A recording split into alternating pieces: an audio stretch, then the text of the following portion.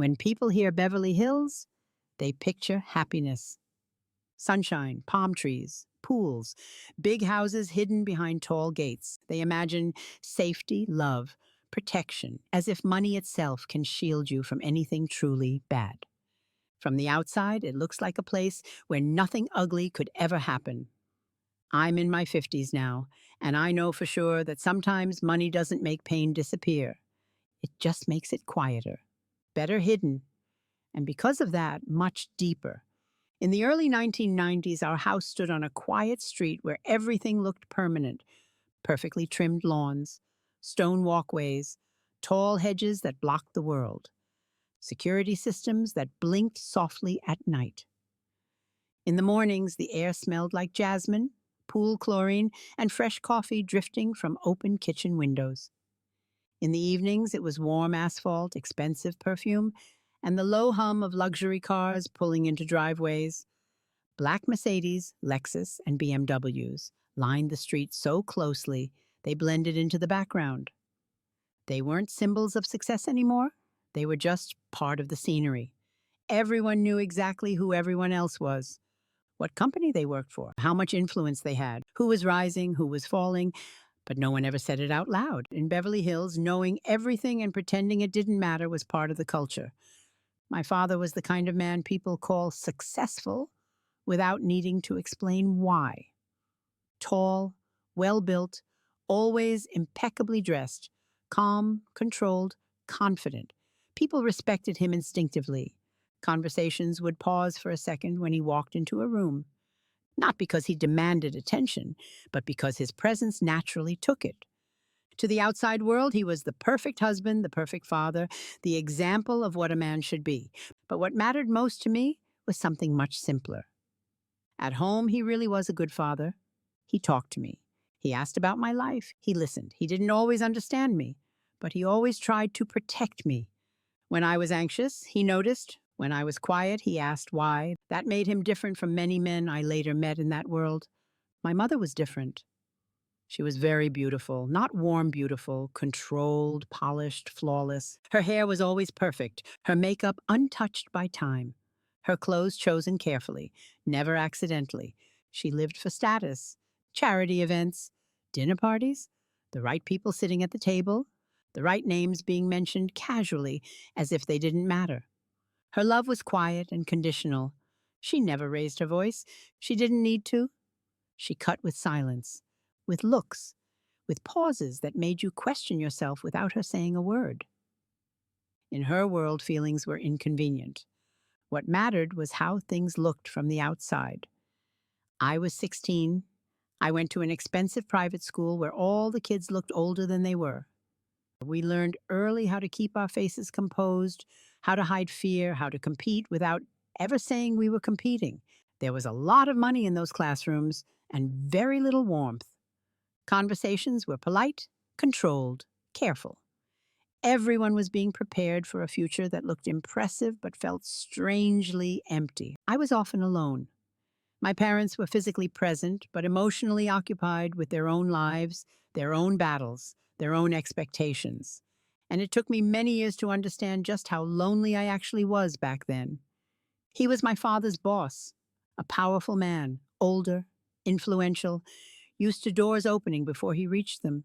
People respected him. People feared him.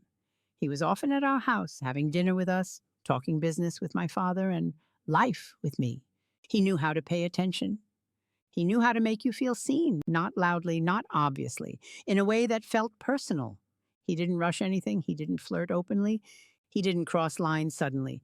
He said the right things at the right pace. He looked at me like he understood me better than my parents did. He told me I was more mature than people realized, that growing up in a golden cage was still a cage, that not everything beautiful was safe. And I listened because no one else had ever said those things out loud to me.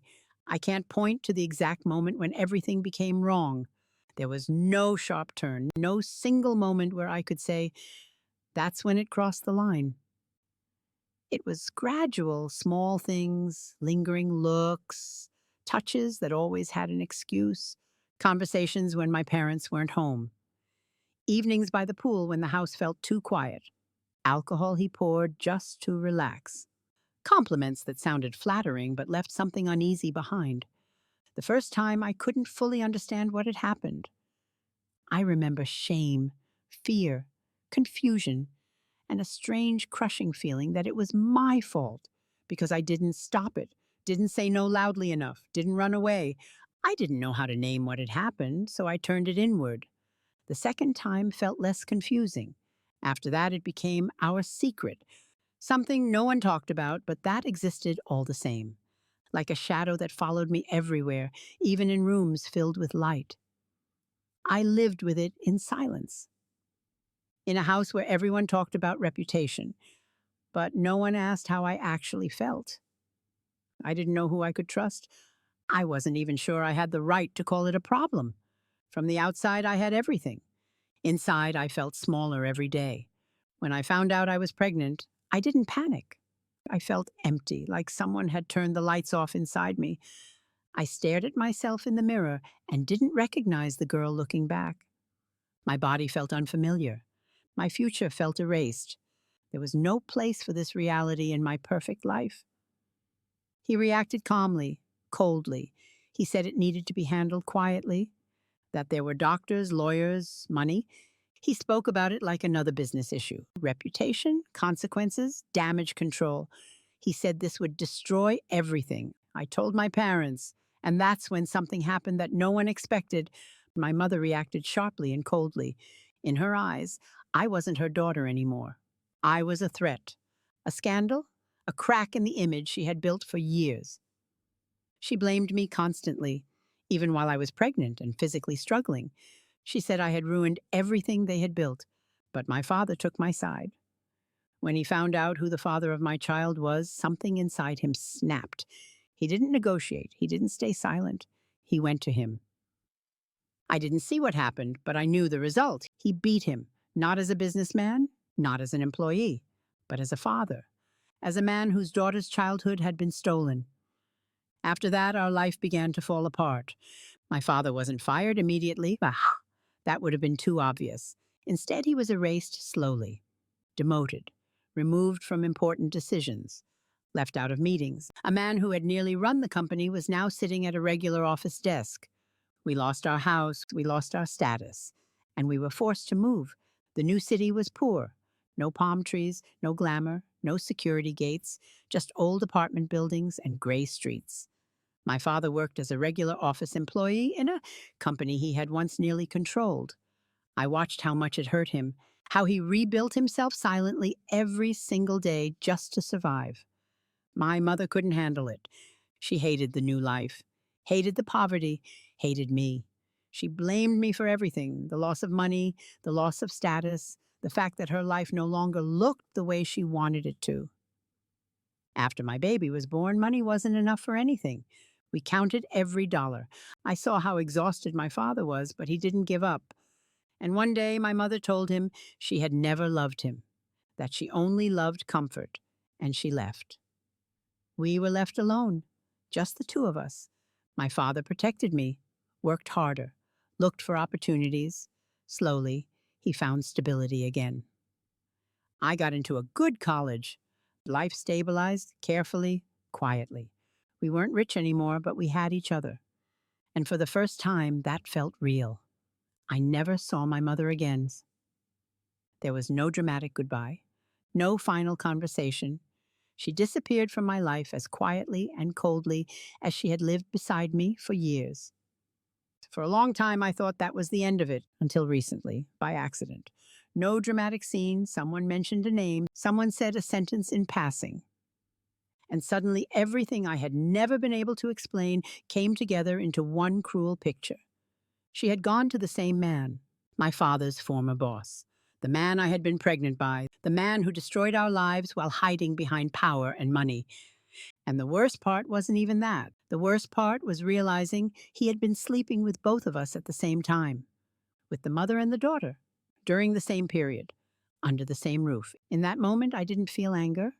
I felt clarity. Her coldness, her distance, her cruelty during my pregnancy. None of it had been about morality. It was jealousy. She didn't see me as her daughter. She saw me as a rival.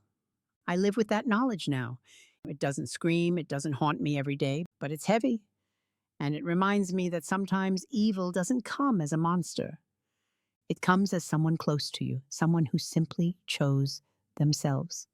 I live on with love for my daughter, clean, unconditional, without bargaining, with respect for my father, who paid for his choice with everything he had but never turned away from me, and with the understanding that the deepest betrayals rarely come from outside.